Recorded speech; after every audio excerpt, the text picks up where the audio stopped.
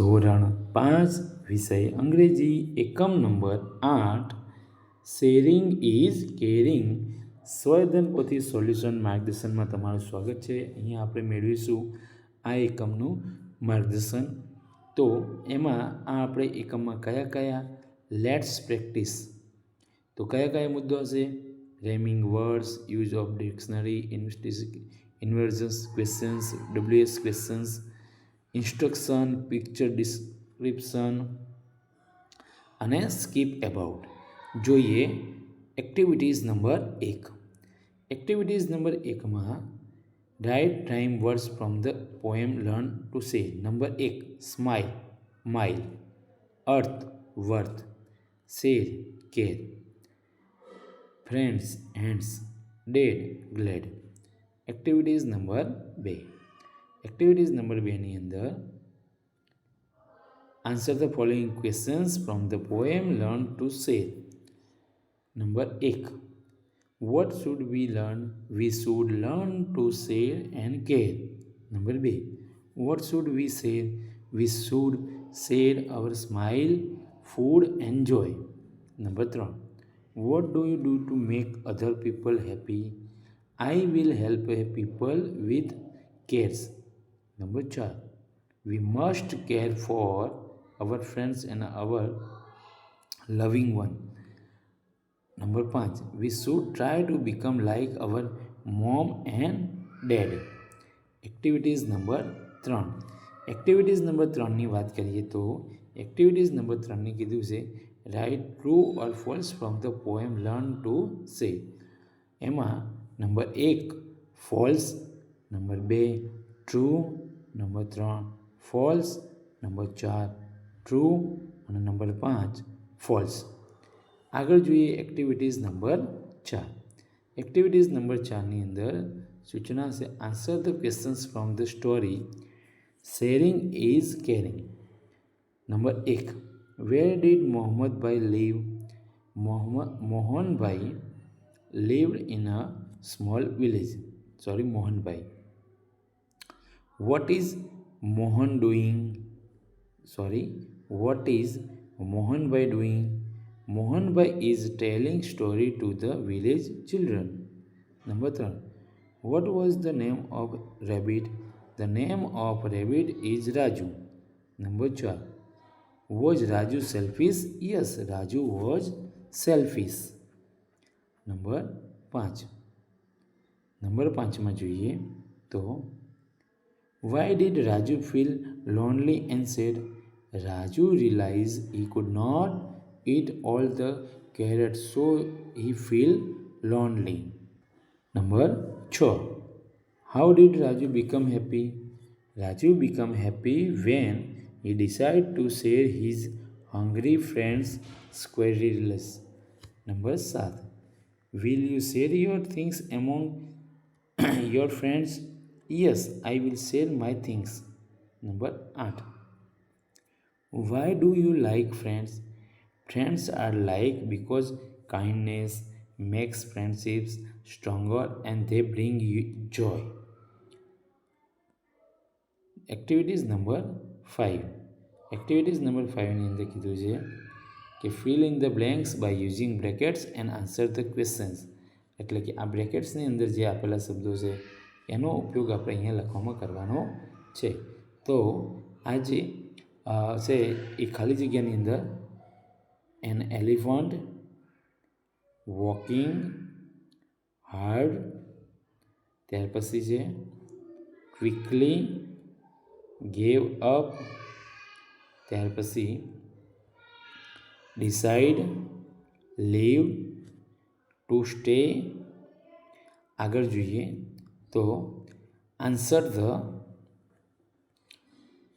Following questions from the above story. જોઈએ number 1 what was the name of an elephant? The name of an elephant was jumbo.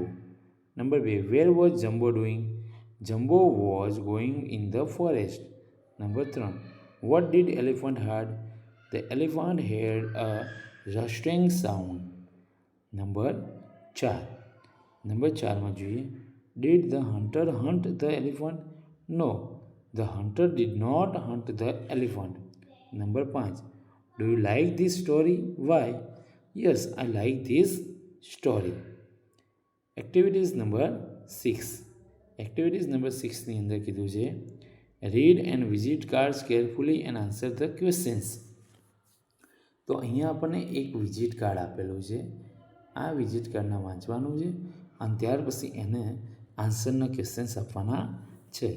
અહીંયા વાણી અગ્રવાલનું નામ છે, એમનો mobile number છે, એમનો ઈમેલ આઈડી છે, અહીંયા એમનું સરનામું છે, અહીંયા એમની જે વાત છે એનું છે, ડૉક્ટર વાણીની ડિગ્રી છે, જોઈએ એમના હોસ્પિટલનું આ નામ છે.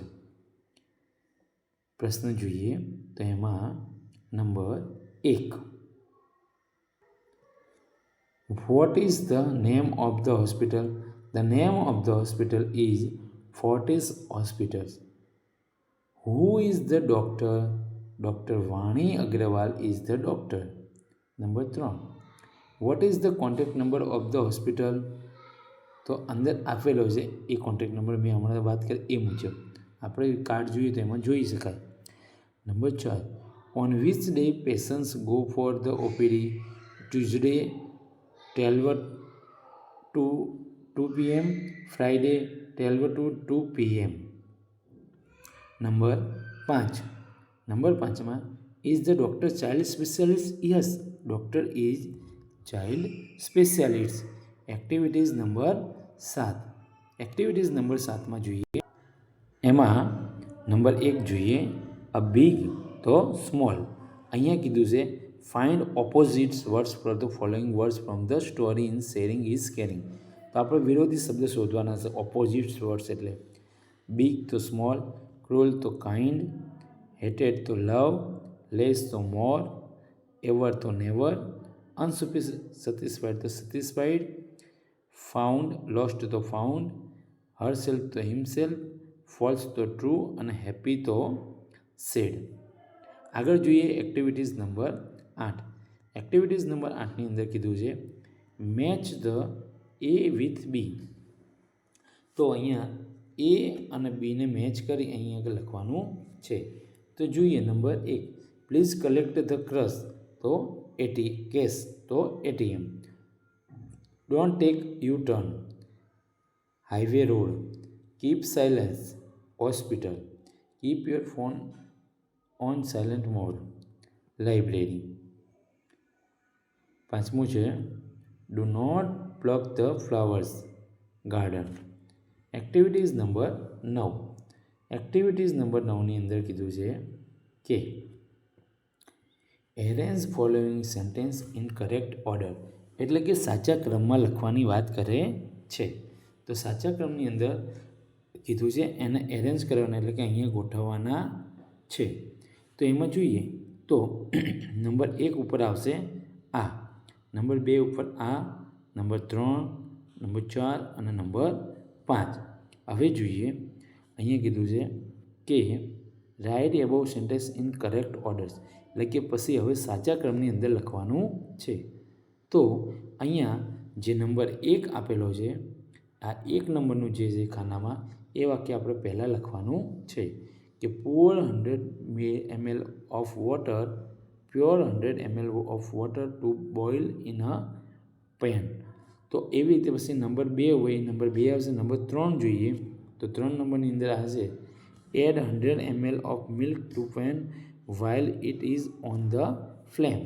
તો આ જે ઉપર ક્રમ આપ્યો એ ક્રમમાં અહીંયા તમારે 1 થી 5 સુધી લખવાનું છે.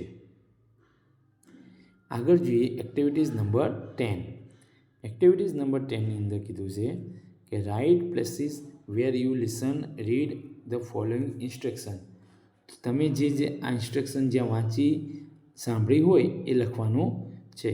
તેમાં જોઈએ તો પહેલા નંબરની બસ સ્ટેશન, બીજા નંબરની અંદર રેલવે સ્ટેશન, ત્રીજા નંબરમાં હોસ્પિટલ, ચોથા નંબરમાં એરપોર્ટ, પાંચમા નંબરમાં પબ્લિક પ્લેસ, ત્યાર પછી મ્યુઝિયમ અને થિયેટર. આગળ જોઈએ તો જે થિયેટર પછી 7 નંબર જોઈએ, 7 number theatre, 8 number school, 9 number classroom અને 10 નંબર જૂ. આ સૂચનાઓ આપણે ત્યાં જોયેલી હોય. આગળ જોઈએ એક્ટિવિટીઝ નંબર 11. એક્ટિવિટીઝ નંબર 11માં કીધું છે ડ્રો ઇટ યોર સેલ્ફ. એટલે અહીંયા તમારી જાતને દોરો. તો તમે આવી રીતે દોરી શકો છો. તમે તમારી રીતે ગમે એ દોરી શકો. તો તમે અહીંયા તમારી રીતે આવું ચિત્ર દોરી શકાય. હવે અહીંયા કીધું છે કે કઈ રીતે દોરવાનું. તો અહીંયા પહેલું જ આપણને સૂચના આપી છે કે draw a medium size circle in the centre. તો આપણે આ સેન્ટર દોર્યું. પછી number 2 draw a small triangle on the circle. એટલે આપણે આ ટ્રાયંગલ દોર્યું. પછી draw a smile face in the circle. તો એની અંદર સ્માઇલ દોરી. ત્યાર પછી આ સ્માઇલ દોર્યા પછી નંબર 4 જોઈએ તો draw a medium size rectangle below in the circle. એટલે કે સર્કલની અંદર બીજું સર્કલ દોરવાનું છે. એટલે કે આપણે એમની જે આ આખો દોરી એ એટલે કે આ ક્રમની અંદર તમારે આખું ચિત્ર બનાવવાનું છે. આગળ જોઈએ activities number 12. Discuss with your friends about visiting a fair and answer the questions. એટલે કે આ જે મેળો છે એનું આપણે વિઝિટ કરવાની અને મિત્ર સાથે ચર્ચા કરવાની છે કે આપણે મેળામાં શું શું જોઈ શકીએ છીએ, શું જોવા મળે છે એની વાત છે. તો અહીંયા કેટલાક પ્રશ્નો છે એના જવાબ છે જોઈએ. Where will you go to visit the fair? I will go to the visit Rajkot fair. તમે જે મેળામાં ગયા હોય એ લખવાનું. Number 2 with whom will you go in the fair? I will go to the fair with my parents. How will you go in the fair? I will go to the fair by bus. Number 4 what will you see there? I will see a giant wheel, merry-go-round, shows and many colorful shops. List the things you will buy from the area. તમે જે લીધું હોય મેળામાં એ લખવાની. I will buy toys, balloons, some sweets. આગળ activities number 13. Activities number 13ની અંદર કીધું છે કે study the picture and discuss about them with your friends. Clues are given below. એટલે કે આને નીચે બિલો એટલે કે આ આપણે ડિસ્કસ કરવાની છે ચિત્રના આધારે અને ક્લોઝ નીચે આપેલા છે. પહેલો પ્રશ્ન જોઈએ તો કહેશે કે who is this Indian leader? તો નીચે જવાબ આપેલો છે આપણે લખી શકીએ કે Mahatma Gandhi was Indian leader. આગળ જોઈએ એવું જ અહીંયા નંબર જે 4 પ્રશ્નો છે એ આના આધારે આપવાના હોય છે. હવે એક અહીંયા આપેલો છે સૂચના છે કે complete the table with above information. ઉપરની ઇન્ફોર્મેશનને જોઈને આપણા ટેબલ કમ્પ્લીટ કરવાનું છે. તો એમાં નંબર 1 મહાત્મા ગાંધીનું ઉદાહરણ આપ્યું છે. જોઈએ મહાત્મા ગાંધી બર્થ પ્લેસ પોરબંદર, એમની બર્થ ડેટ 2 ઓક્ટોબર 1869 અને સ્ટેટ તો કે ગુજરાત. હવે જોઈએ નંબર 2. તો નંબર 2ની અંદર લખવાનું જવાહરલાલ નહેરુ, પ્રયાગરાજ 14 નવેમ્બર 1889 ઉત્તર પ્રદેશ, સરદાર વલ્લભભાઈ પટેલ, નડિયાદ 31 ઓક્ટોબર 1875 ગુજરાત અને સુભાષચંદ્ર બોઝ કટક 23 જાન્યુઆરી 1897 ઓડિશા. આગળ જોઈએ તો અહીંયા આપ્યું છે આપણને ફન ઝોન. ફન ઝોનની અંદર કીધું છે કે see the picture and identify the name of the object from the grid. એટલે અહીંયા આપેલું છે જુઓ આ પિક્ચર એ જોવાનું છે અને અહીંયા આપણે એને શોધવાના છે અને એ શોધી અને બાજુમાં લખવાના છે. તો અહીંયા ચિત્ર જોયા પછી એમાંથી જે ચિત્ર છે એના શબ્દો જોવાના છે. એ શબ્દો આપણે અહીંયા નીચેના બોક્સમાંથી શોધવાના છે. જેમ કે હાઉસ, તો એ હાઉસ એ આમાં છુપાયેલો છે અને અહીંયાથી હાઉસ છુપાયેલું હતું એમાંથી આપણે અહીંયાથી મેળવ્યું છે. તો અહીંયા લખી દીધું પહેલું જ હાઉસ. ત્યાર પછી છે માઉન્ટેન. તો માઉન્ટેન અહીંયાથી આપણે લઈ શકીએ છીએ આ માઉન્ટેન. ત્યાર પછી નંબર 3ની અંદર જોઈએ તો બોય. તો એની અંદરથી આપણે બોય લેવાનો છે. તો અહીંયા આપેલું છે બોય. એવી જ રીતે અહીંયા આપેલું છે લોંગ, આ આપેલું છે સ્મોલ, ત્યાર પછી અહીંયા જોઈએ તો શોર્ટ, રિવર્સ. તો આ જ આપણને શબ્દો છે એ શોધવાના છે અને શોધ્યા પછી આપણે એ શબ્દોને અહીંયા બાજુમાં લખવાના છે. બિગ, શોર્ટ, લોંગ અને રિવર. તો અહીંયા આપણું આ એકમનું સ્વાધ્યાય પોથી સોલ્યુશન માર્ગદર્શન પૂર્ણ થાય છે. વિડીયો કેવો લાગ્યો જરૂર જણાવજો. ગમ્યો હોય તો લાઈક કરજો. આવા જ માર્ગદર્શન વિડીયો મેળવવા માટે અને અમારી સાથે જોડાયેલા રહેવા માટે અમારી ચેનલને સબસ્ક્રાઈબ કરજો. આવજો.